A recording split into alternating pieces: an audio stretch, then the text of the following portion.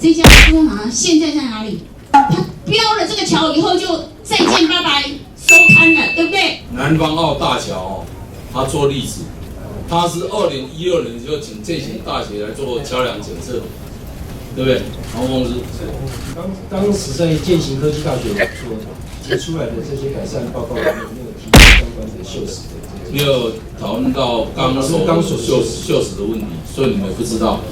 施工厂商，这家施工厂现在在哪里？公共工程委员会，港公司。据了解，好像他已经停业。港公司，它在哪里？它标了这个桥以后就再见拜拜，收摊了，对不对？对不对？对不对？我要声音，是不是？已经停业了。好，它就标了这个桥，然后就停业。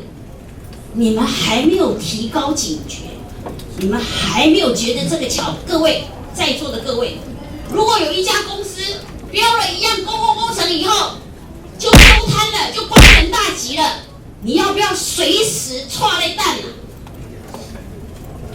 怎么会？你们一副没有事的样子，无所谓。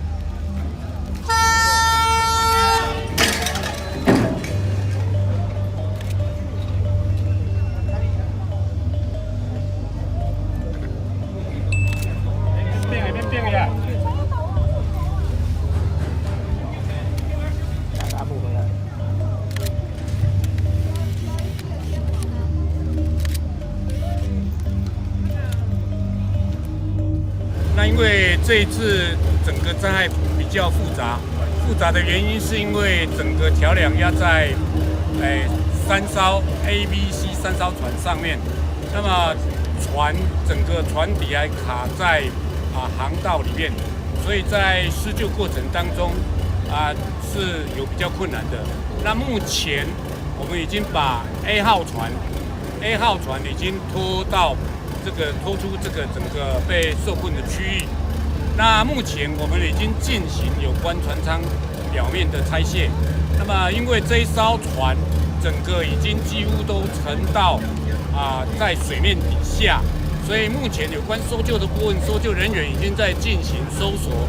那因为有部分的这个渔船的船友已经外露，所以整个视线，整个港区里面的视线几乎是等于零，所以我们现在除了用部分的搜救器材之外，还在研究是不是把船拖到可以让它上架的地方或什么方式。那因为这一次灾害本身是比较复杂的，所以在搜救过程当中我们经过包括建筑、渔船相关专业人员在做研究，在抢救上时间比较久一点，我们会尽全力大家辛苦好不好？有新的进度。我们会把整个搜救的程序会执行到完毕，3艘船整个都会继续处理，包括今天晚上我们都会进行处理。